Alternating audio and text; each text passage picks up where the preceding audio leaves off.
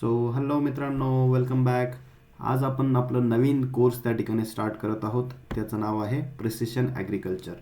आता मित्रांनो, precision agriculture जे आहे यालाच काय म्हणतात, it is also called as the future of agriculture. काय म्हणतात याला? Future of agriculture. मॉडर्न टेक्नॉलॉजीचा इथे मोठ्या प्रमाणावरती वापर केला जातो, त्यामुळे याला आपण म्हणतो फ्युचर ऑफ ॲग्रिकल्चर. तर हे नोट करून घ्या की फ्युचर ऑफ ॲग्रिकल्चर कुठल्या ॲग्रिकल्चरला म्हणलं जातं, तर that is the precision agriculture. एक्झामला असं डायरेक्ट तुम्हाला वन स्टेटमेंटमध्ये असं देखील क्वेश्चन येऊ शकतो. ओके, तर ह्या टॉपिकला आपण आता स्टार्ट करूया. What is precision agriculture? Precision हा शब्द आपण जेव्हा जेव्हा ऐकतो, प्रिसिशनचा सरळ सरळ मराठीत अर्थ सांगायचा झाला तर तंतोतंत. काय आहे? तंतोतंत. म्हणजे कुठली गोष्ट जेवढी गरजेची आहे तेवढीच त्या ठिकाणी आपल्याला वापरायची आहे, त्याला आपण प्रिसिशन म्हणतो, राईट. तर जसं की ॲग्रिकल्चरमध्ये आता आपल्याला कुठकुठल्या गोष्टींची गरज पडते बघा शेती करताना. ठीक आहे, म्हणजे इनपुट्स, फार्म इनपुट्समध्ये जर आपण कन्सिडर केलं तर आपण फर्टिलायझर्स क्रॉपला टाकत असतो, राईट. फर्टिलायझर्स आहेत, त्यासोबत आपल्याला लागतं पाणी लागतं, राईट. त्याच्यासोबत पेस्टिसाईड आपण यूज करतो, त्यानंतर विडीसाईड असेल, ओके. त्यासोबतच आपल्याला फंजीसाईड्स असतील, राईट. तर असे विविध गोष्टी आपण त्या ठिकाणी ॲग्रिकल्चरमध्ये वापरत असतो. तर शक्यतो काय होतं, एक गोष्ट समजून घ्या. एक जर का शेत असेल, ठीक आहे, आता सपोज हे कसं मोठं शेत आहे, ओके. तर या फार्मवरती एक गोष्ट समजून घ्या की तुम्ही एक तुमच्या डोक्यामध्ये एखादं तुमचं घरचं शेत असेल, तुमच्या ॲग्रिकल्चर कॉलेजचं एखादं शेत असेल, ते इमॅजिन करा. आता एक गोष्ट समजून घ्या की ज्यावेळेस तुम्ही जर का हा पॉईंट जर ह्या शेतावरचा कन्सिडर केला, ठीक आहे, तर ह्या पॉईंटवरती जे काही न्यूट्रिएंट कंटेंट त्या सॉईलमध्ये प्रेझेंट असतील, ओके, त्या सॉईलचं जर आपण ॲनालिसिस केलं तेवढ्या एकाच पॉईंटवरती, तर आपल्याला असं कळून येईल की इथले न्यूट्रिएंट कंटेंट जे आहे NPK, ठीक आहे, NPK, कॅल्शियम, मॅग्नेशियम, जे की आपण सगळं टेस्ट केलं, तर इथले कंटेंट जो आहे तो एक येईल, बरोबर, त्याची एक आकडेवारी येईल. तोच तुम्ही जर का दुसरा सॅम्पल ह्या जागेवरनं उचलला, ठीक आहे, मोजून त्याच्यापासून एक अर्धा मीटर जरी तुम्ही पुढे सरकला आणि दुसरीकडचं जर सॅम्पल उचलला, तर तिथली सॉईल कंडिशन वेगळी असणार आहे, ठीक आहे. त्याच्यामध्ये व्हेरिएशन्स त्या सॉईलमध्ये प्रेझेंट असतील, ठीक आहे. तर त्यानंतर पुन्हा ह्या सेंटर ऑफ द फार्म जर आपण इकडे घेतला किंवा इकडच्या कॉर्नरला घेतला, राईट, तर तुम्ही वेगवेगळ्या जागेवरती त्या ठिकाणी जेव्हा जाता तर तुम्हाला काय होतं, वेगवेगळं त्या ठिकाणी सॉईल कंटेंट त्या ठिकाणी बघायला मिळेल, बरोबर आहे. काहीसा वेदर पण कंडिशन जी आहे ती जागा बदलली की ती व्हॅरी करते, ठीक आहे. त्यासोबतच बघा की सॉईलची कंडिशन म्हणजे न्यूट्रिएंटच व्हॅरी करतात असं नाही आहे. आता सॉईलमध्ये बघा, जे की ऑर्गॅनिक कार्बन असेल, ऑर्गॅनिक मॅटर जे की प्रेझेंट असेल त्या पर्टिक्युलर प्लेसवरती, ते पण वेगळं असू शकतं. या 1वरती थोडंसं वेगळं असेल, 2वर मे बी थोडंसं वेगळं असू शकतं, 3वर वेगळं, 4वर वेगळं.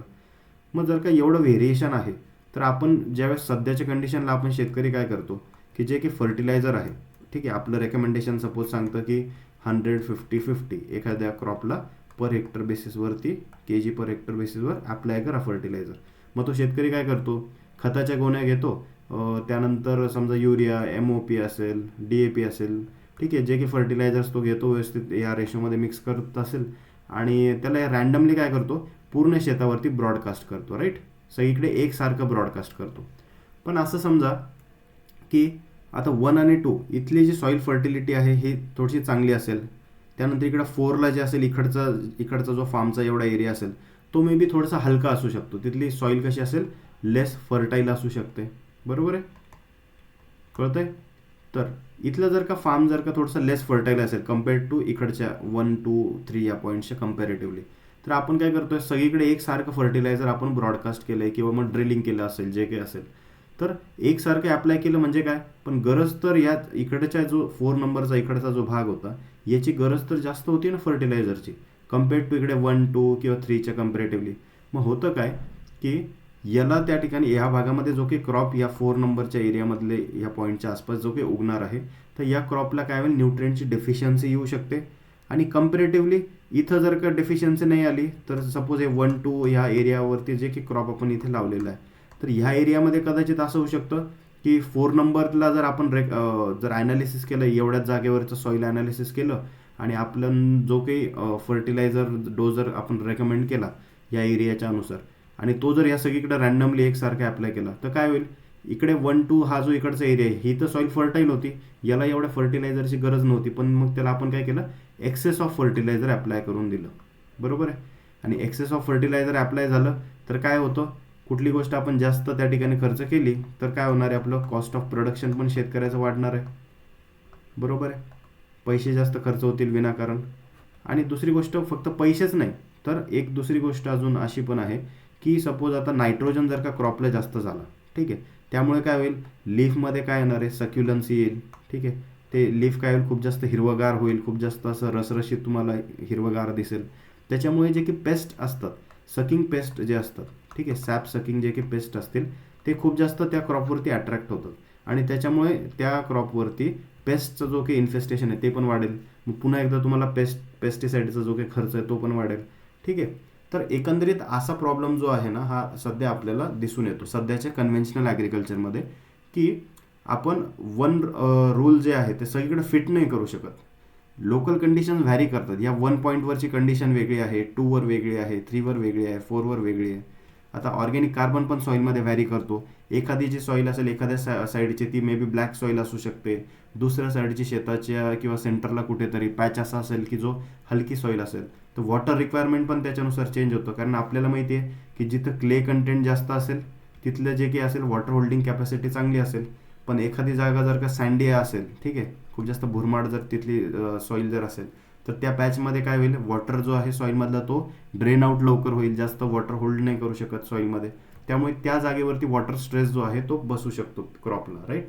आणि जिथे खूप जास्त क्लेई सॉईल असेल तिथं एकतर पाण्याचा स्ट्रेस बसणार नाही, पण जेव्हा खूप जास्त पाऊस झाला तर तिथे काय होऊ शकतं, वॉटर स्टॅग्नेशन पण होऊ शकतं.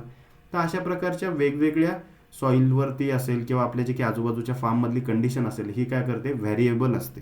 सोप्या शब्दात सांगायचं झालं तर पॉईंट टू पॉईंट तुम्ही वेगवेगळ्या पॉईंटवरती जेव्हा जातात तर त्यावेळेला तुम्हाला त्या कंडिशन्स कशा बदललेल्या दिसतात. आणि त्याच्यामुळे आपण वन साईज फिट्स ऑल ही कन्सेप्ट आपण तिथे वापरू शकत नाही. बरोबर आहे. काय आहे, वन साईज फिट्स ऑल ही जी कन्सेप्ट आहे ना ही आपण ह्या ठिकाणी वापरू शकत नाही. ही गोष्ट समजून घ्या. भले आजपर्यंत आपण ग्रीन रेव्होल्युशन क्रिएट केलं या गोष्टीमधून, किंवा आजपर्यंत लास्ट 50-60 इयर्समध्ये आपण आपल्या देशाचे जे काही ॲग्रिकल्चर आहे तर ती आपण ह्या बेसिसवर करत आलो. पण जर का आजच्या घडीला आपल्याकडे सस्टेनेबल चांगलं त्या ठिकाणी यील्ड आहे तर आपण काय करायचं आहे, आता त्याची इफिशियन्सी जी आहे म्हणजे एकदम तंतोतंत इनपुट्स टाकायचं आहे. जेवढी गरज आहे तेवढेच त्या ठिकाणी इनपुट्स वापरायचे आहे आणि त्या प्रकारे आपल्याला ॲग्रिकल्चरकडे आता मूव्ह ऑन करायचं आहे. त्याच्यामुळे आपल्याला तसं जर करायचं असेल तर आपल्याला प्रिसिजन फार्मिंगची गरज पडते. प्रिसिजन फार्मिंग काय आहे ते तर आपण पुढे बघणारच आहोत, पण एकदा ही गोष्ट समजून घ्या की याची गरज का पडते बेसिकली. ठीक आहे, का हा कन्सेप्ट त्या ठिकाणी इंट्रोड्यूस झाला. आता वन साईज फिट्स ऑलचा अर्थ काय आहे, एक समजा की आता तुमच्या क्लासमध्ये सपोज 20-30 स्टुडंट्स आहेत. ठीक आहे, सपोज 30 स्टुडंट्स आहेत. तर तुमच्या क्लासमधले 30 स्टुडंट्सला भले तुम्ही सगळे सेम एजचे आहात, ठीक आहे, एकाच वर्गातले आहात, राईट, पण तरीसुद्धा तुम्हाला सगळ्यांना जो काही शर्ट किंवा पॅन्ट जी लागते ती सारख्याच साईजची लागते का? नाही. कोणाचं मे बी कोणाला 30 साईजची लागेल, कोणाला 32 लागेल, कोणाला 40 साईजची लागेल, राईट, कोणी 28मध्ये पण त्या ठिकाणी ती साईज त्याला मावेल. तर भले एज जरी सारखं असेल, सगळे ह्युमन बिंग्सच आहात तुम्ही, तरीसुद्धा प्रत्येकाला वेगवेगळी साईजचे कपडे लागतात. तर त्याच प्रकारे शेतामध्ये सुद्धा आपण पण काय आहे की प्रत्येक पॉईंटवरती व्हेरिएबल कंडिशन असते. तर मग त्या कंडिशननुसार आपण काय करायचं आहे, व्हेरिएबल रेटनुसार जे आहे ते अप्लाय करायचे. म्हणजे आता इकडचं जर का 1-2चा एरिया जर जास्त फर्टाईल असेल तर इथे काय करायचं, फर्टिलायझर कमी लागणार आहे, इथे कमी फर्टिलायझर टाकले जातील. इकडचा हा जो पॅच आहे 4 नंबरचा, हा जर लेस फर्टाईल असेल तर इकडच्या पॅचमध्ये काय थोडंसं फर्टिलायझर जास्त टाकलं जाईल. बरोबर आहे. तर हे सगळं कसं करायचं, ठीक आहे, हे व्हॅरिएबल रेटमध्ये ॲप्लिकेशन कसं करायचं मोठ्या मोठ्या फार्म्सवरती, तर त्यासाठी आपल्याला प्रिसिशन फार्मिंग हा कन्सेप्ट समजून घेणं गरजेचं आहे. या माध्यमातून आपण ते करू शकतो. तर व्हॉट इज प्रिसिशन ॲग्रिकल्चर, आता आपण हे लेक्चर पुढे कंटिन्यू करूया. ओके. तर बघा, प्रिसिशन फार्मिंग काय आहे, it is the precised application. काय आहे, इट इज द प्रिसाइज्ड म्हणजे काय, तंतोतंत त्या ठिकाणी ॲप्लिकेशन केलं आहे. कशाचं, इनपुट्सचं. इनपुट्स म्हणजे काय, फर्टिलायझर असेल, वॉटर असेल, किंवा पेस्टिसाईड असेल, विडीसाईड असेल. ठीक आहे, तर हे ते दिले बघा, water, fertiliser, pesticides at the correct time. ठीक आहे, कधी पण अप्लाय करायचं आहे का नाही, करेक्ट टाईमला पण अप्लाय झालं पाहिजे. टू द क्रॉप, ठीक आहे, for increasing its productivity and maximising its yield. तर आपल्याला प्रोडक्टिव्हिटी वाढवायची आहे, उत्पादन त्या ठिकाणी क्रॉपचं वाढवायचं आहे आणि कमीत कमी इनपुट्समध्ये वाढवायचं आहे. त्यासाठी आपल्याला प्रिसिशन फार्मिंगचं आपण काय करतो, ॲप्लिकेशन करत असतो. आता बघा, प्रिसिशन फार्मिंग जी आहे it is about doing the right thing, ठीक आहे, योग्य गोष्ट करायची आहे, इन द राईट प्लेस, ठीक आहे, योग्य जागेवर पण करायची आहे, इन द राईट वे, योग्य पद्धत पण तिथे वापरायची आणि योग्य वेळेवर करायचं, ॲट द राईट टाईम. तर ह्या ज्या 4 पॉईंट आहेत हे नोट करून ठेवा. Precision agriculture is all about, it is about the doing anything at the right thing, it is about in the right place, right way आणि राईट टाईमला त्या ठिकाणी ॲप्लिकेशन करणं, त्याला आपण प्रिसिशन ॲग्रिकल्चरमध्ये कन्सिडर करतो. देन दिस अप्रोच जी आहे it recognises site specific differences within the fields and regulate management actions जे आहे अकॉर्डिंगली. इथे बघा तेच सांगितलं आहे की साईट स्पेसिफिक जे की डिफरन्सेस असतील, राईट, म्हणजे 1 नंबरच्या पॉईंटला वेगळं त्या ठिकाणी सॉईलचे कंडिशन आहे, 2ला वेगळी आहे, 3ला वेगळी आहे, 4ला वेगळी आहे. तर ते जे डिफरन्सेस आहेत ते त्या ठिकाणी रेकग्नाइज करतं, जे की विदिन द फील्ड जे की डिफरन्सेस आहेत ते, आणि त्यानुसार जे की मॅनेजमेंटचे जे की डिसिजन असतील, मग कुठे खत जास्त टाकायचं, कुठे पाणी जास्त टाकायचं, कमी टाकायचं, तर ते त्यानुसार आपण काय करतो, मॅनेज करत असतो. So managing the crop production inputs such as water, seed, fertilisers etcetera to increase the yield, quality, profit and reduce the waste, हे गरजेचं आहे. And it becomes eco friendly also. जर तुम्ही तंतोतंत ॲप्लिकेशन केलं, कुठेही जे की एक्सेस वापर आहे एखाद्या फर्टिलायझरचा, ॲग्रोकेमिकलचा, तो जर तुम्ही अवॉइड करत असाल तर ती एक इको फ्रेंडली पण पद्धत झाली ना. इकोलॉजीला कुठल्याही प्रकारे त्यामुळे हार्म होणार नाही आहे, राईट. एक्सेस ऑफ ॲग्रोकेमिकल्स सॉईलमध्ये लिव्ह आउट नाही होणार. सो त्यामुळे हा जो कन्सेप्ट आहे it is based on observing, measuring and responding to the inter and intrafield variability in the crops. Interfield म्हणजे काय, 2 वेगवेगळ्या शेतांमधला जो काही डिफरन्स असेल तो पण आपण नोट करतो, आणि इंट्राफील्ड म्हणजे एकाच शेतामध्ये जो काही डिफरन्स असेल यील्डचा, तो पण आपण जो काही व्हेरिएबिलिटी आहे ती पण आपण नोट करतो आणि त्यानुसार मॅनेजमेंट करत असतो. ओके. आता हा जो असा प्रिसिशन ॲग्रिकल्चरचा जो कन्सेप्ट आहे, प्रिसिजन फार्मिंग, ठीक आहे, तर हा कन्सेप्ट जो आहे, आता कोणीतरी त्या ठिकाणी याचं त्या ठिकाणी फादर असणार आहे, तर ते नोट करून घ्या. Who is the father of precision agriculture? तर याचा फादर कोण आहे, तर त्याचं नाव आहे रॉबर्ट पायरी. रॉबर्ट पायरी is the father of precision farming. Note करून घ्या, एक्झामला सरळ 1 लाईनमध्ये तुम्हाला हा क्वेश्चन विचारला जाऊ शकतो. Who is the father of precision farming? तर कोण आहे ते? इज रॉबर्ट पायरी. देन या गोष्टीमध्ये आपल्याला एक आहे अजून की,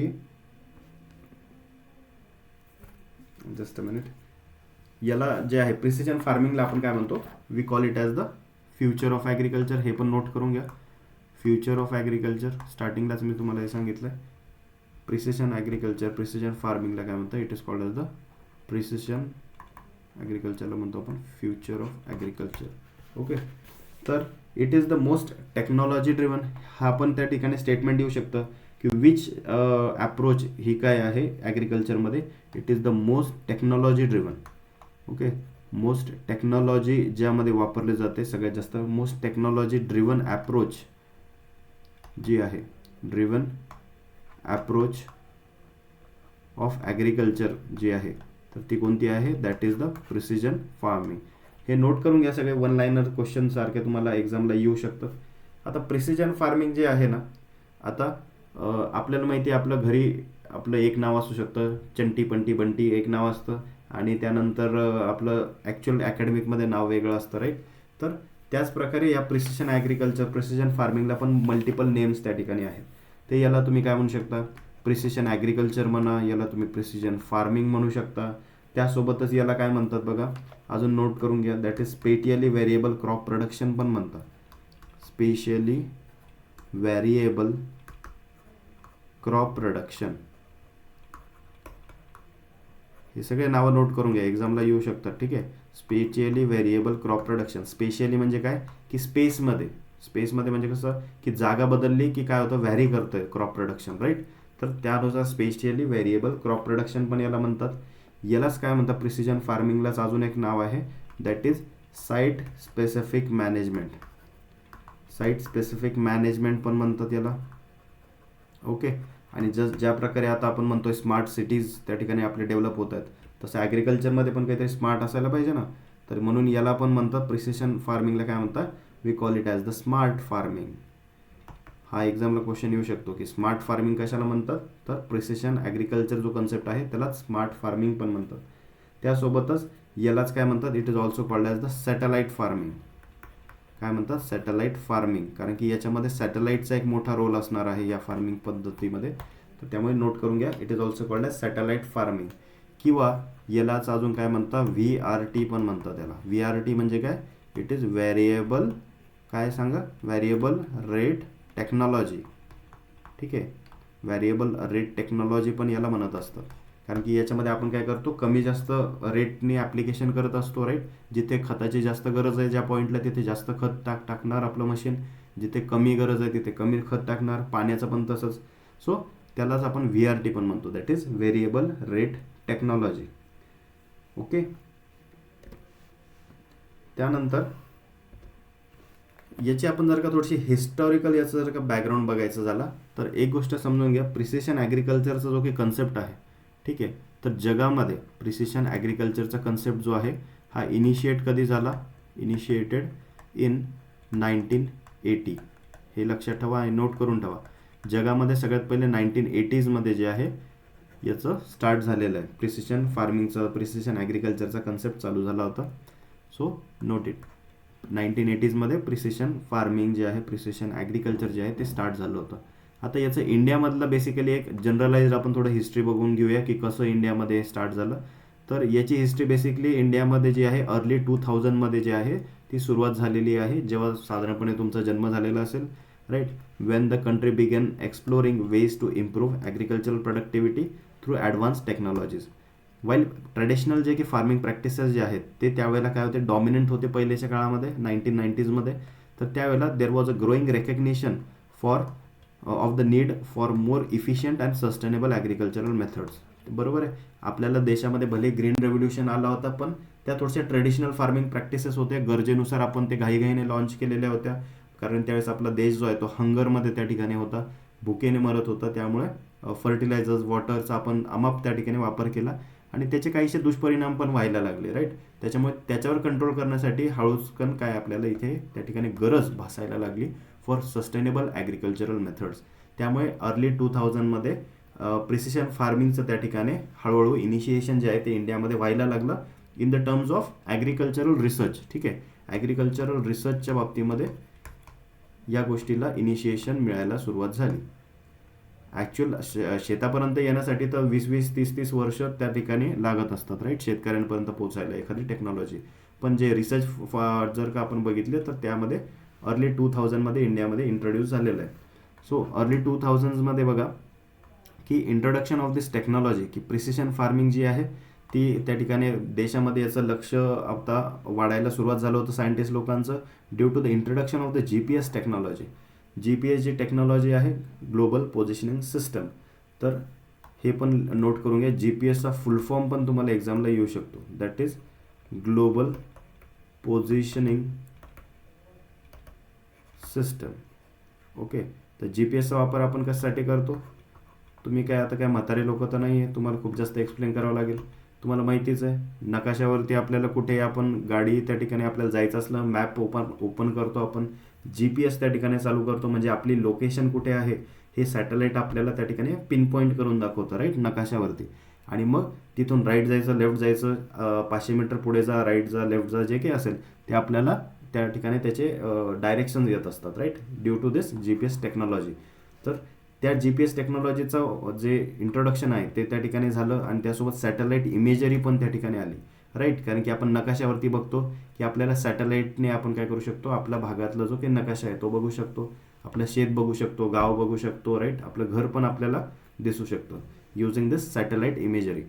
in this period the Indian गव्हर्नमेंटने काय केलं की along with the research institutions त्यांनी एक प्रकारे नवीन नवीन टेक्नॉलॉजीमध्ये काय आपण ॲडव्हान्समेंट करू शकतो, लँड मॅनेजमेंट, इरिगेशन सिस्टममध्ये, क्रॉप मॉनिटरिंगमध्ये याचा आढावा घ्यायला त्यांनी स्टार्ट केलं. साधारणपणे 2005च्या आसपास काय झालं की यामध्ये national initiative on precision farming याच्याकडे त्यांनी लक्ष वेधलं. गव्हर्नमेंट ऑफ इंडियाने त्या ठिकाणी ही स्कीम जी आहे ती लॉन्च केली, that is national mission on precision farming. Note करून ठेवा, national mission on precision farming आणि त्याच्या पुढे इयरली 2005. ठीक आहे, त्यावेळेसही त्या ठिकाणी स्कीम लॉन्च केली होती गव्हर्नमेंट ऑफ इंडियाने, aiming to increase the productivity and reduce the input cost. Productivity तर होती आपल्याकडे, पण आपल्याला इनपुट कॉस्ट जी आहे ती कमी करायची आहे. राईट, गरज नाही तिथे खर्च जो होतोय तो कमी करायचा, त्यासाठी आपण प्रिसिशन फार्मिंगला इंट्रोड्यूस केलं. This initiative focused on adopting the satellite based mapping and soil health management to improve the crop yields.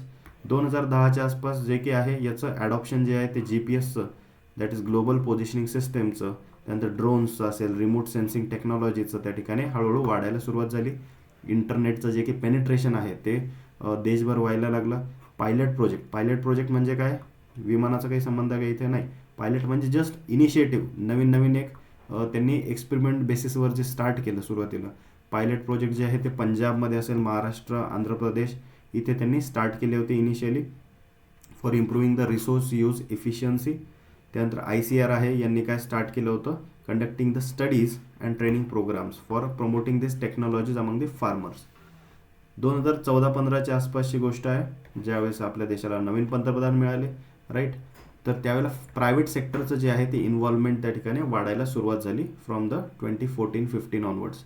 तर प्रायव्हेट कंपनीज जे आहेत, स्टार्टअप जे आहेत ते त्याच्यामध्ये उतरायला सुरू झाले, that is based upon the technology based solutions जे आहे, जसं की VRT व्हेरिएबल रेट टेक्नॉलॉजी जी आहे, फर्टिलायझर्ससाठी, ऑटोमॅटिक इरिगेशन सिस्टमसाठी, डेटा ॲनालिटिकल्स प्लॅटफॉर्म. तर हे जे काही आहे बेसिकली जे की डेटाचं जो काही एज आहे, डेटा एज ज्याला म्हणतो आपण, तर तो त्या ठिकाणी इनिशिएट झाला आणि तिथून जे आहे मोठ्या प्रमाणावरती आपल्याला द राईज ऑफ ॲग्टेक म्हणजे ॲग्रिकल्चरमध्ये टेक्नॉलॉजीचं राईज जे आहे ते इंडियामध्ये वाढताना दिसून आलं. रिसेंट डेव्हलपमेंट्समध्ये जर आपण याच्यामध्ये बघितलं आता, तर सध्याचे चॅलेंजेस असे आहेत की इंडियामध्ये जर आपण याला बघितलं तर we have the challenges like the high technology cost. एक याचं सगळ्यात मोठं दुखणं जे आहे ते म्हणजे आहे दॅट इज की ही स्वतः टेक्नॉलॉजी जी आहे ती कशी आहे, महाग आहे, लिमिटेड अवेअरनेस आहे याच्याबद्दल. अजूनही खूप लोकांना माहिती नाही what is precision agriculture, what is artificial intelligence. So small land holdings शेतकऱ्यांची होत चालली आहे. हा पण एक खूप मोठा समस्या आहे आपल्यापुढं, की जे की शेतकऱ्यांची जमीन आहे राईट, ती काय आहे छोटी होत चालली आहे. पहिले समजा वडिलांकडे काय होते, 10 एकर जर शेती होती राईट, एका माणसाकडे 10 एकर जमीन होती, त्याला 2 मुलं होते राईट, त्यांची शेतीची फाळणी झाली, 5-5 एकर झाली राईट, पुन्हा याला 2 पोरं झाले, पुन्हा 2.5 एकर झाले. तर असं करत सध्याच्या कंडिशनला इंडियामध्ये प्रत्येक शेतकऱ्याकडे जे आहे 5 एकर्स ऑफ लँडसुद्धा राहिलेली नाही आहे राईट. तो मेजॉरिटी ऑफ द शेअर जो आहे की 70% जास्त जे फार्मर्स इंडियामध्ये आहेत तर त्यांच्याकडे 5 एकर्सपेक्षा लेस लँड जी आहे ती होल्डिंग सध्या प्रेझेंट आहे. त्यासोबतच पुअर इंटरनेट कनेक्टिव्हिटी जी आहे रुरल एरियाजमध्ये, हा तर प्रॉब्लेम आहेच. हाऊएव्हर ऑनगोईंग एफर्ट जर बघितले गव्हर्नमेंट, रिसर्च बॉडीज आणि प्रायव्हेट सेक्टरकडनं, तर they are trying to make it more accessible to Indian farmers. आता यामध्ये आपल्याला एक गोष्ट बघायची आहे की प्रिसिशन ॲग्रिकल्चर जी आहे, ओके, प्रिसिशन ॲग्रिकल्चर जी आहे हे काय करतं, it is also promoting sustainable agriculture right. कारण की जे की एक्सेसेबल ॲग्रोकेमिकल्सचा वापर असेल ते आपण काय करतो इथे टाळण्याचा आपला प्रयत्न आहे. So it is promoting basically sustainable agriculture and also improving the yield of the crop. आता यामध्ये बघा 1970s मधली एक घटना आहे की 1970s मध्ये काय झालं होतं, पुष्पराज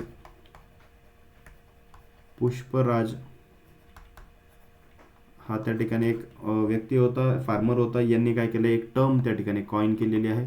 ही coin the term discriminatory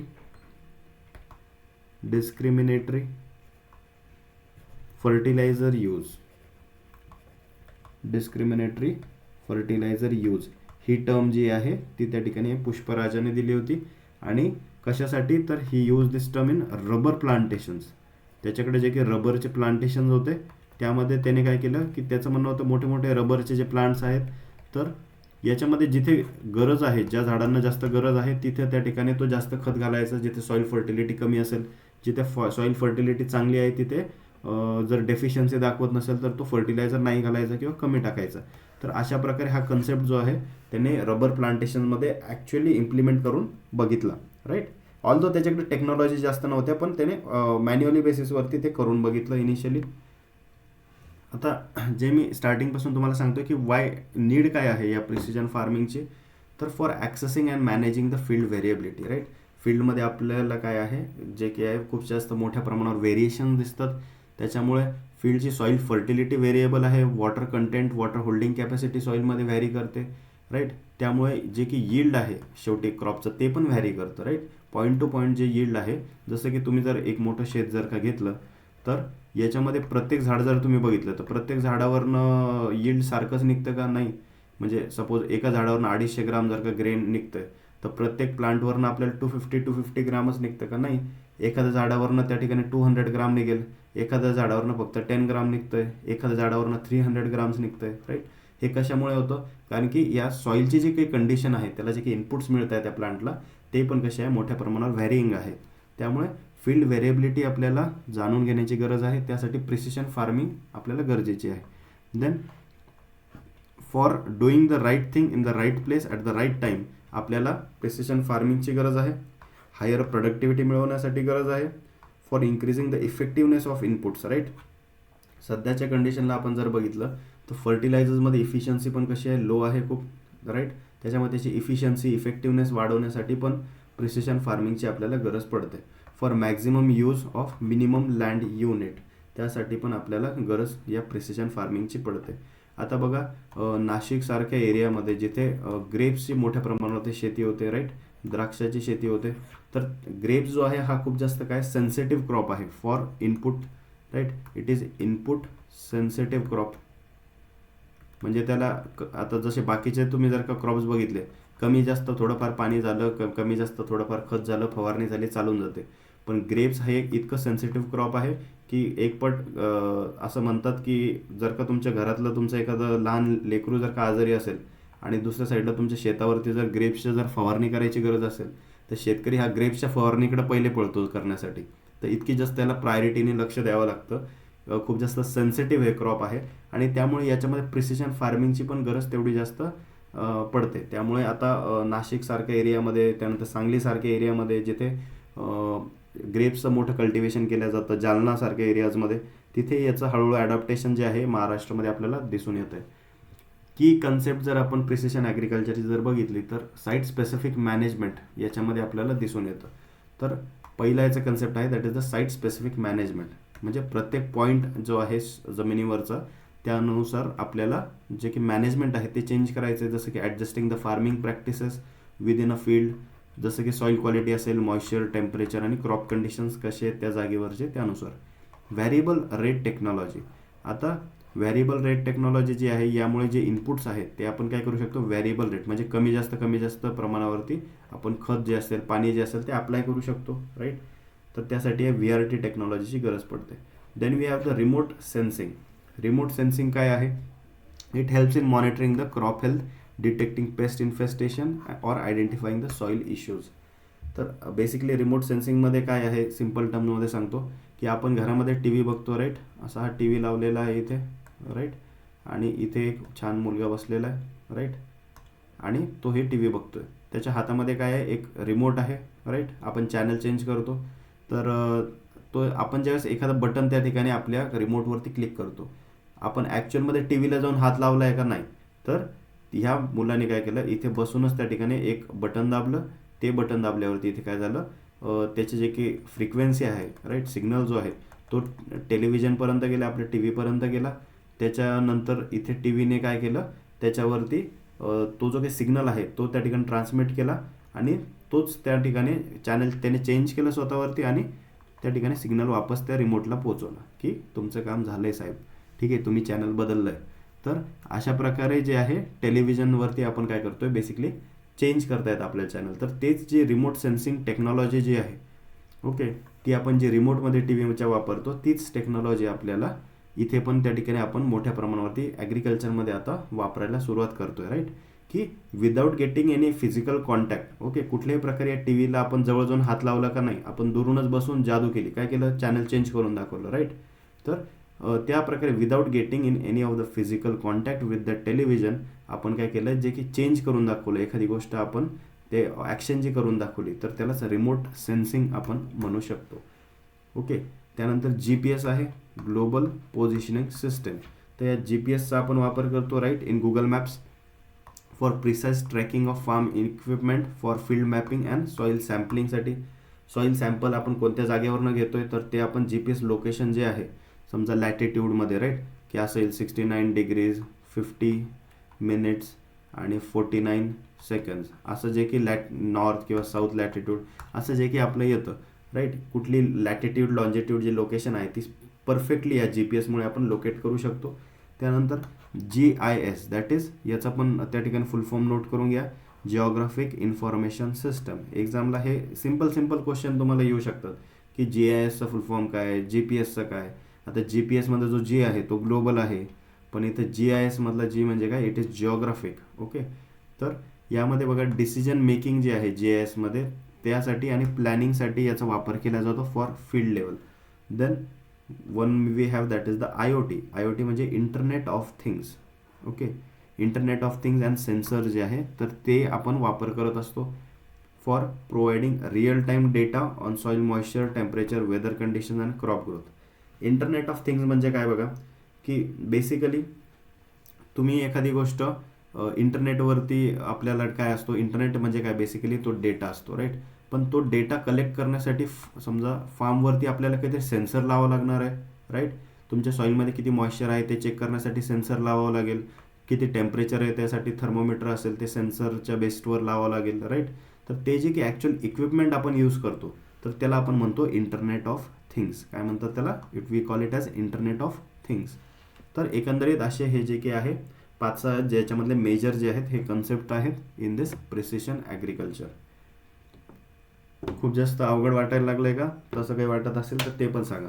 Naveen concept आहे, उलट आपल्याला हा शिकण्यासाठी मजा आली पाहिजे राईट. एकपट आपले जे काही जुने सपोज रिटायरमेंटला आलेले जे काही प्रोफेसर असतात त्यांना हे जीवावर येतं शिकवायला, किंवा कारण की खूप नवीन टेक्नॉलॉजी आहे, आयुष्यभर एक गोष्ट शिकवलेली आहे आणि त्याच्या व्यतिरिक्त आता टेक्नॉलॉजी ड्रिव्हन जे काही कन्सेप्ट्स येतात तर ते शिकवायला त्यांना थोडंसं जड पडतं. त्यामुळे मी पण त्या ठिकाणी तुमच्यासारखं यंग आहे, तुम्ही पण यंग आहात, तुम्हाला हे कळतंय राईट. तर त्यामुळे समजून घेत चला, इथून पुढे जे काही टेक्नॉलॉजी आहे ॲग्रिकल्चरमध्ये ती पूर्णपणे प्रिसिशन बेस्ड असणार आहे. त्यामुळे आपल्याला समजून घेण्याची गरज आहे.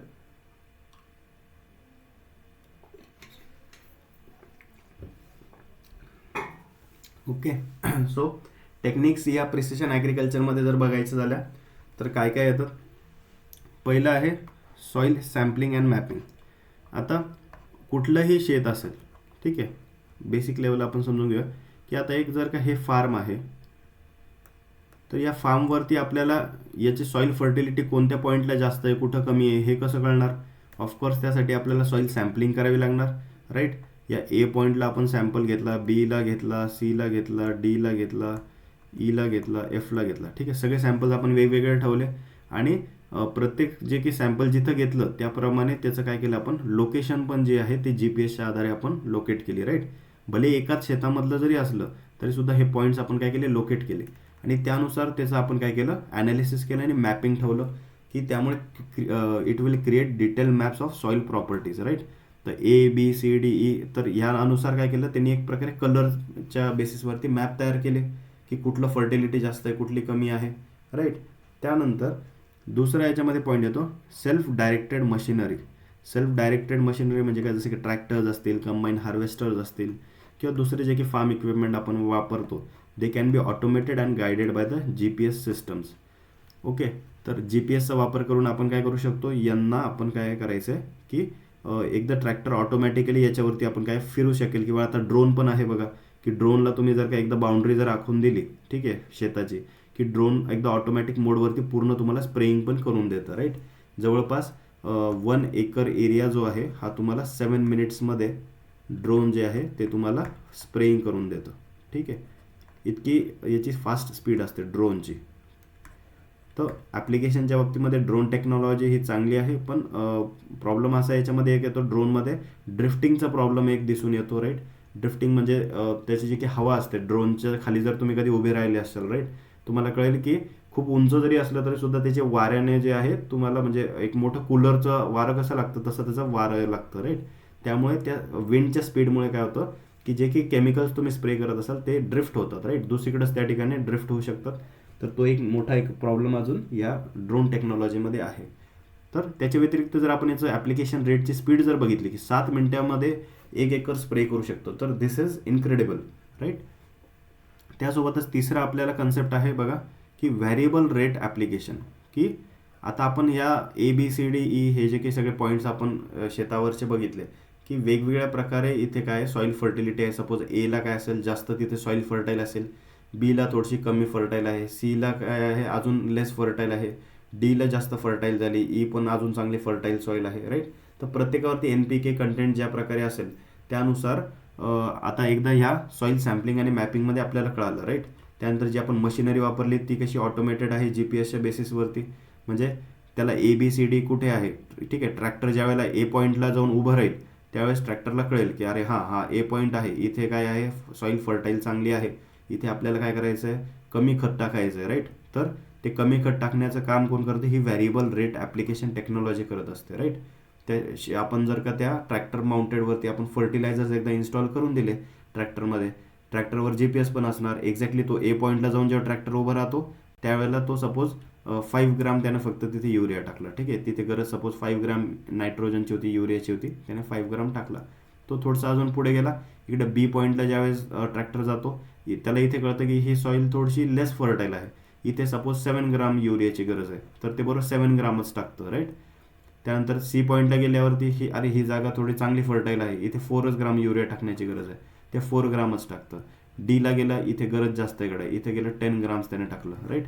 म्हणजे एकसारखं पहिले आपण काय करायचो, एक शेतकरी हातामध्ये टोपलं घ्यायचं आणि पूर्ण शेतावरती सपोज 3 ग्राम 4 ग्रामच्या हिशोबाने युरिया जर टाकत असेल, उदाहरण देतो, ठीक आहे. तर सपोज एवढं जर का सगळीकडे एकसारखं युरिया जर तो टाकत असेल तर गरज नव्हती, बरोबर आहे. काही पॉईंट जास्त फर्टाईल आहे तिथे कमी टाकायचं, जिथे जास्त गरज आहे तिथे जास्त आपण फर्टिलायझर टाकायचं. तर एकंदरीत हे काम जे आहे हे व्हेरिएबल रेट ॲप्लिकेशन टेक्नॉलॉजी करत असतं. बघा इथे दिलं आहे adjustment of the input application on go in real time based on the GPS data आपण करत असतो, okay. Then fourth one we have that is the crop monitoring. Crop monitoring म्हणजे काय की ड्रोन्स आहेत, सॅटेलाइट्स आहेत, they can be use for remote sensing to monitor the crop health, growth stages and to detect pest and disease outbreaks. आता जे की recently आपण जे की नवीन जे आता सॅटेलाइट्स इंडिया आहे किंवा अमेरिका आहे, चायना आहे, हे काय करतात लॉन्च करत आहे स्पेसमध्ये.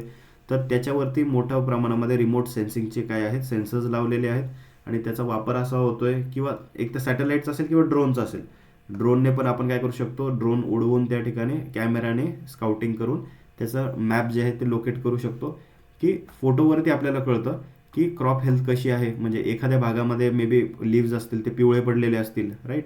तर उंचावरून ते लगेच डिटेक्ट होऊ शकतात किंवा पेस्ट पण आपण डिटेक्ट करू शकतो उंचावरनं. आपण उडतोय आणि आपण आपल्या डोळ्याने बघतोय असं समजू नका, ठीक आहे. काय होतं तुम्ही विचार करशाल, आपण जर का उंचावरून शेताला बघितलं तर कसं काय दिसत असेल बरं. तर आपल्या डोळ्याची जी कॅपॅसिटी आहे, ह्युमन आयची जी कॅपॅसिटी आहे, तर त्याच्या पल्ल्यात जाऊन आपल्याकडे आता असे काही कॅमेराज आहेत, जसे की मल्टीस्पेक्ट्रल कॅमेरा आहे, हायपर स्पेक्ट्रल कॅमेराज आहेत. तर ते जे आहे ते स्ट्रेस लेवल जे आहेत प्लांटमधले ते डिटेक्ट करू शकतात. पेस्ट जे आहे ना, छोट्यातल्या छोटा किडा पण जे असतील ते बघू शकतात, राईट. जसं की सोनोग्राफी टेक्नॉलॉजी आहे, राईट. सोनोग्राफीमध्ये आपण काय आहे, सोनोग्राफी जिथे रेडिओ वेव्हचा वगैरे वापर केला जातो, तर तिथे आपल्या बॉडीमध्ये आपल्याला वरून कधी दिसतं का, हाडं नाही दिसत, पण त्याच्यामध्ये आपल्याला जे काही आहे एकदा सोनोग्राफी केल्यानंतर मध्ये आपल्याला बोन्स पण दिसतात, राईट. तर तशाच प्रकारे हे जे मल्टीस्पेक्ट्रल टेक्नॉलॉजी आहे, हायपर स्पेक्ट्रल टेक्नॉलॉजी आहे, याचा आपण वापर त्यासाठी करू शकतो for the crop monitoring. Then fifth point we have that is the yield mapping. Yield mapping म्हणजे काय की ज्यावेळेस एक कंबाईन हार्वेस्टर जे आहे, ठीक आहे, तुमच्या या शेतावरती असं फिरतं, राईट. आता प्रत्येक पॉईंटवरनं ज्यावेळेस ते कंबाईन हार्वेस्टर फिरेल त्याच्यावरती पण काय आहे GPS लावलेलं असतं. आणि तो हार्वेस्टर जे आहे तर ज्यावेळेस ते जे क्रॉप आहे हार्वेस्ट करत असतो प्रत्येक पॉईंटवरचं, राईट. या ABCDE असं सगळ्या पॉईंट्सवरनं जेव्हा ते कंबाईन हार्वेस्टर जाईल त्यावेळेस ते नोट करतो, डेटा काय करतो तो नोट करतो की अरे आता आपल्याकडे इनपुट येणारं जे की ग्रेन आहे ना, ए पॉईंटवरती 100 किलो ग्रेन आपल्यामध्ये आलेलं आहे, राईट. मग तिथे 100 किलो नोट करतो.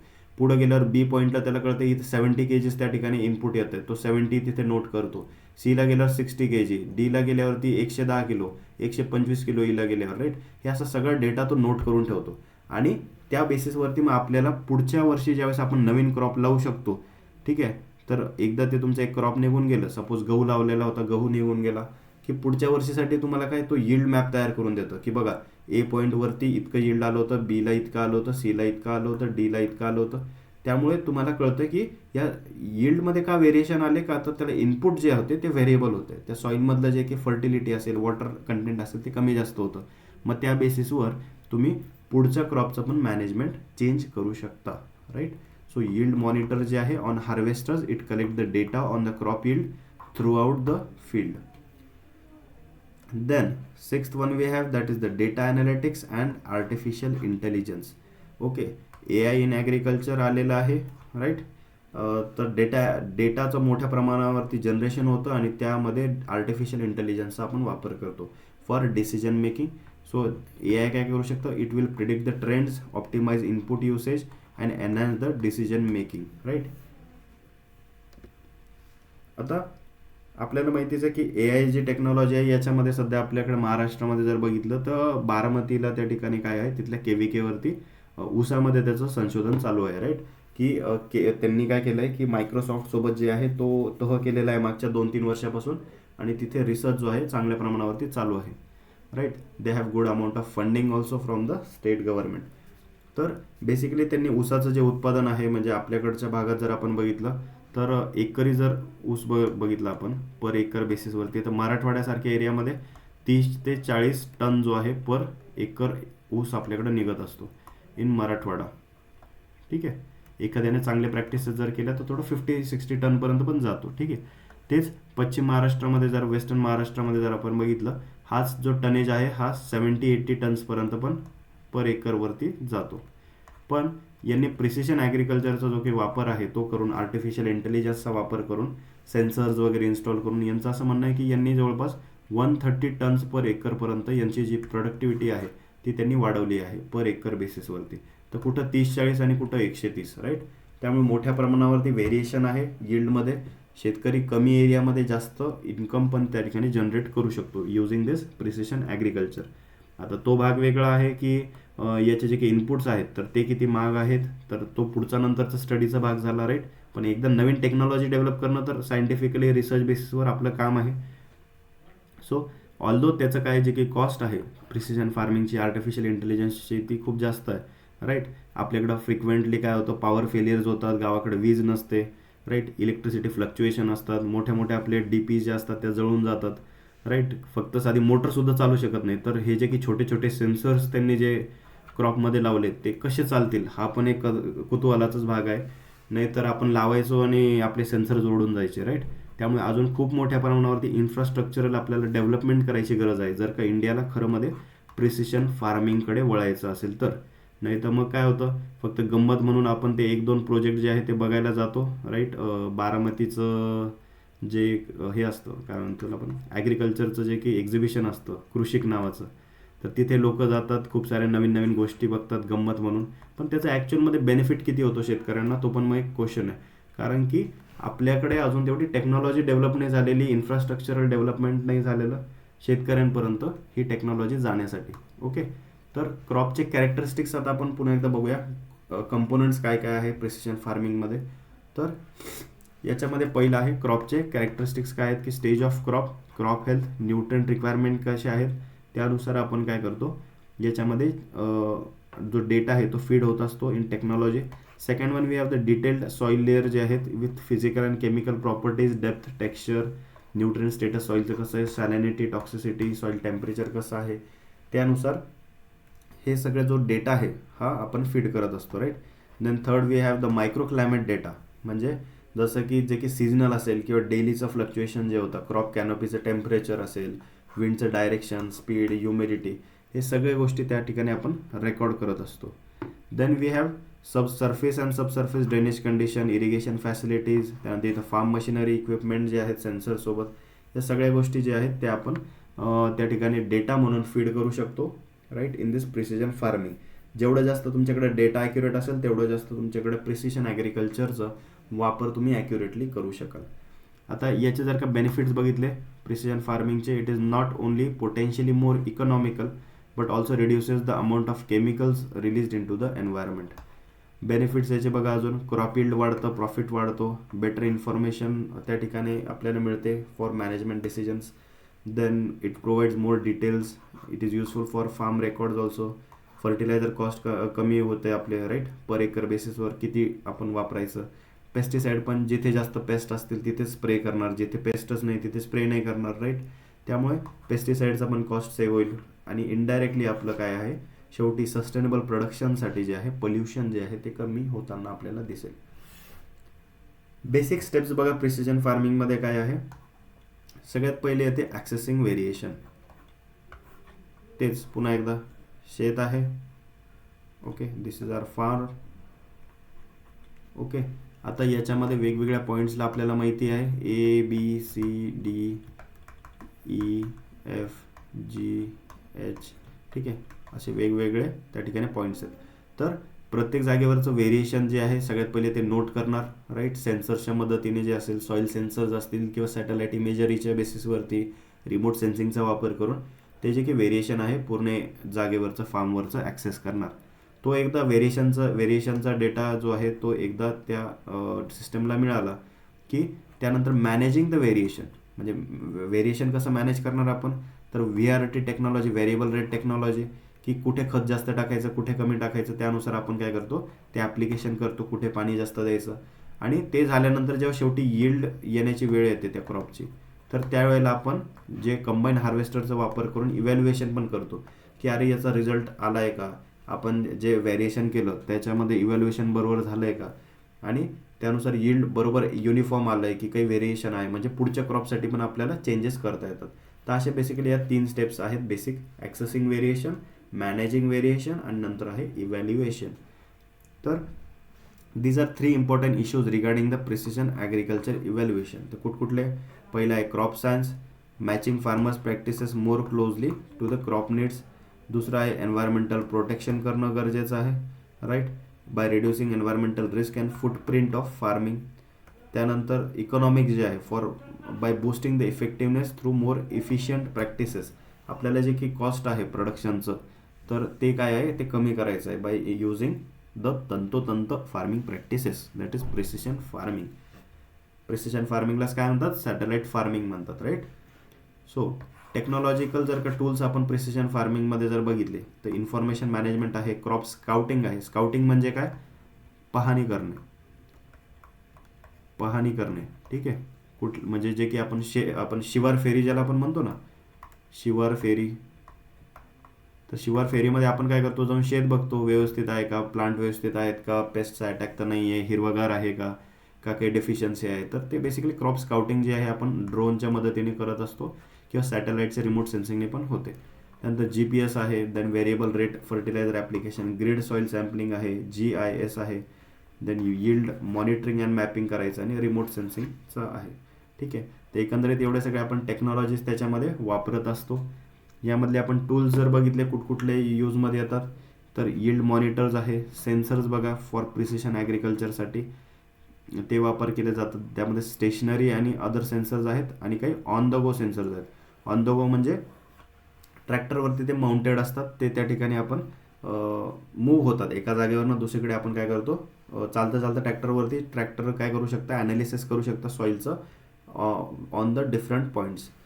तर त्यामध्ये बघा काय आहे, ऑन द गो सेन्सर्समध्ये सॉईल सेन्सर्स असतात जे की तुम्हाला प्रॉपर्टीज ॲनालाइज करून देतील, सॉईलचं टेक्स्चर कसं आहे, ऑर्गॅनिक मॅटर कसं आहे, मॉइश्चर कसं आहे, न्यूट्रिएंट, सॉईल pH, कॉम्पॅक्शन किती आहे सॉईलमध्ये, हे सगळ्या प्रॉपर्टीज अशा ते ॲनालाइज करू शकतं. दुसरीकडे बघा प्लांटचे पण सेन्सर्स काही असतात जे ड्रोनवरती इन्स्टॉल आपण करू शकतो आणि जे पाहणी करून जे आहे त्याचं मेजरमेंट घेऊ शकतो. त्यामध्ये बघा इलेक्ट्रिकल आणि इलेक्ट्रोमॅग्नेटिक आहेत, ऑप्टिकल, रेडिओमेट्रिक, मेकॅनिकल, ऑस्कॅटिक, न्यूमॅटिक, इलेक्ट्रोकेमिकल, अशा वेगवेगळ्या ज्या प्रिन्सिपल्स आहेत या प्रिन्सिपल्सवरती काम करणारे सेन्सर्स आपल्याला अवेलेबल दिसतात.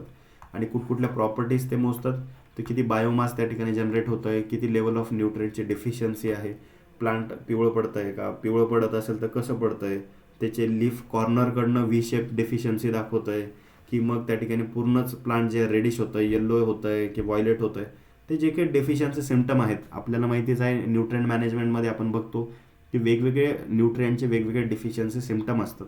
तर तशा प्रकारे हे सगळं नोट करतो, राईट. देन वीडची पॉप्युलेशन किती आहे त्या एरियामध्ये, वॉटर स्ट्रेस आहे की नाही क्रॉपमध्ये. तर हे सगळं जे आहे प्लांट सेन्सर्सच्या आपण मदतीने बघू शकतो. आणि त्यानंतर आहे रिमोट सेन्सिंग सिस्टम्स. अशा एकंदरीत हे सगळे जे आहेत हे टूल्स आहेत प्रिसिजन फार्मिंगमधले. जिथे जिथे क्वेश्चन विचारण्यासारखं एक्झामला असेल मी ते तुम्हाला सांगत चालेल. फक्त हा जो काही बेसिकली कन्सेप्ट आहे न्यू मॉडर्न ॲग्रिकल्चरचा, जे की उद्याच्या आपल्या ॲग्रिकल्चरचं भविष्य असणार आहे, तर हे समजून घेत चला. थोडंसं मी तुम्हाला इझी वेमध्ये जसं जमेल तसं सांगण्याचा प्रयत्न करतोय. काही अवघड टर्म्स असले नाही कळायला तुम्हाला खूप जास्त, जसं की आता न्यूमॅटिक आहे, रेडिओमेट्रिक आहे, ऑप्टिकल आहे, या सगळ्या गोष्टी ॲक्च्युली थोडेसे इंजिनिअरिंगच्या साईडला जातात.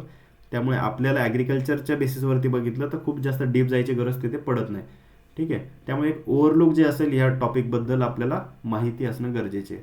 तर एक उत्सुकता म्हणून त्या ठिकाणी नवीन कन्सेप्ट आहे, हा तुम्ही शिकून घ्या, राईट. एक्झामला जे क्वेश्चन येतात ते तर काय आपल्यासाठी साधी गोष्ट आहे, ते आपण तुम्हाला सांगणारच आहोत की कुठून काय काय क्वेश्चन्स येतात. आणि टॉपिकच इतका नवीन आहे की खूप जास्त डीपमध्ये याच्यामधनं क्वेश्चन विचारत नाहीत. ठीक आहे, वरवरच विचारतात.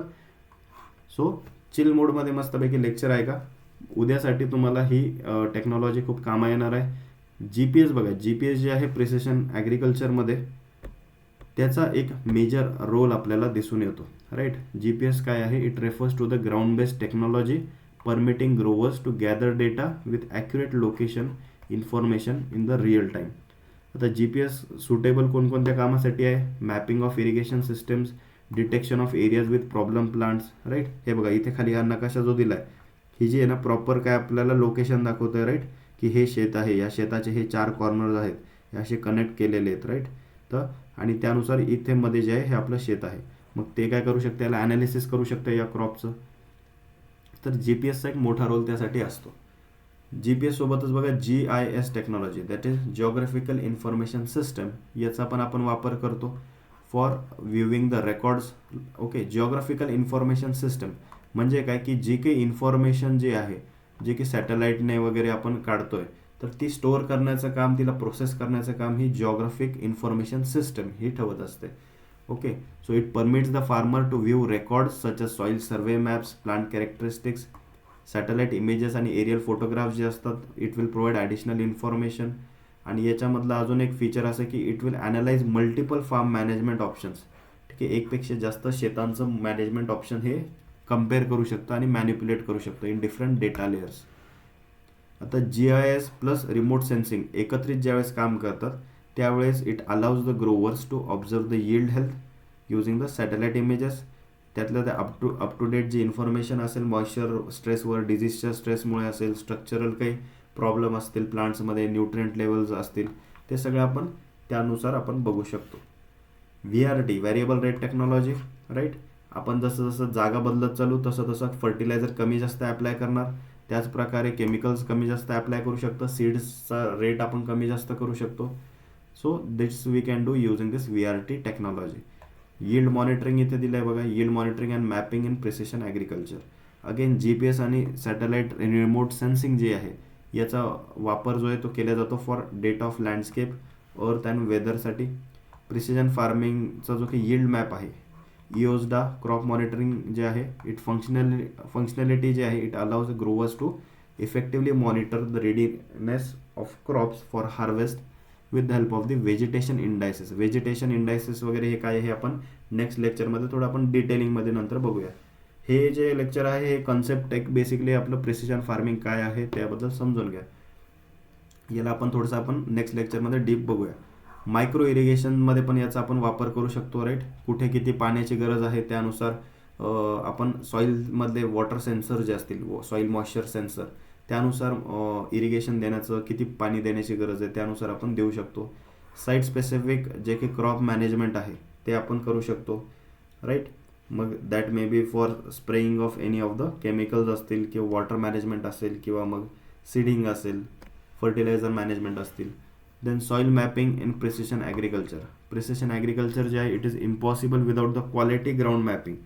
ग्राउंड मॅपिंग तर खूप जास्त महत्त्वाची आहे, कारण की डेटा प्रिसिशन ॲग्रिकल्चरमध्ये, प्रिसिशन ॲग्रिकल्चरचा जो काही आत्मा आहे तो डेटा आहे. जर त्याला चुकीचा डेटा मिळाला, जर का त्यामध्ये एरर असला, तर त्याचा काहीही फायदा होत नाही. त्यामुळे योग्य डेटा असणं, ॲक्युरसी असणं खूप गरजेची आहे. सो सॉइल प्रॉपर्टीज, त्याची केमिकल कॉम्पोजिशन, न्यूट्रिएंट प्रेझेन्स जे आहे हे सगळं ते डिटेक्ट करू शकतं. त्यामध्ये बघा, for obtaining this data farmers काय वापर करतात, सेन्सर्सचा वापर करतात. ऑप्टिकल सेन्सर्स असतील, इलेक्ट्रोकेमिकल सेन्सर्स असतील, राईट. त्यानंतर मेकॅनिकल सेन्सर्स असतील. तर मेकॅनिकल सेन्सर्स कशासाठी वापर करतात, तर in contact with the ground to determine the type and density of the elements present. Electrochemical sensors कशासाठी वापर करतात, सॉईलचे इलेक्ट्रिकल कॅरेक्टरिस्टिक्स बघण्यासाठी, जसं की सॉईलचं pH असेल, ओके. त्यानंतर इलेक्ट्रिकल कंडक्टिव्हिटी ऑफ सॉईल असेल, सॉईल सॅलिनिटी वगैरे त्याच्यावरनं चेक करू शकतो. Then IoT in precision agriculture आहे, राईट. तर या IoTमध्ये काय बघा, internet of things. Internet of थिंग्समध्ये आपण वेगवेगळ्या प्रकारचे जे की मोस्ट क्रिटिकल इन्फॉर्मेशन जी आहे, from air temperature to soil condition, या सगळे आपण त्या ठिकाणी डेटा जनरेट करू शकतो. Then we have the artificial intelligence and machine learning. तर हा तर याच्यामधला प्रिसिशन फार्मिंगमधला मोस्ट ॲडव्हान्स्ड फेज असणार आहे, right. That is artificial intelligence and machine learning, की जो की पूर्ण डेटा जो कलेक्ट झालेला आहे, तर त्या खूप साऱ्या मोठ्या डेटावरती आपल्याला ते प्रोसेस करणार आणि त्या ठिकाणी सांगणार की याचं पुढचं सोल्युशन काय असणार आहे. जसं की इथे एक्झाम्पल दिलं आहे बघा, स्प्रेयर जे आहेत equipped with the AI technology, it can recognise specific weeds, recognise करू शकतं and spray them without affecting the crops. म्हणजे विडीसाईडचा आपण वापर अशा प्रकारे करू शकतो. देन हायलाईट जर का आपण रिसेंट डेव्हलपमेंट्समध्ये जर याच्यात बघितलं, ड्रोन टेक्नॉलॉजी त्या ठिकाणी डेव्हलप झालेली आहे फॉर क्रॉप मॉनिटरिंग. सॅटेलाइट्स मोठ्या प्रमाणावर लॉन्च होत आहेत, ज्याच्यावरती रिमोट सेन्सिंग टेक्नॉलॉजी पण आहे.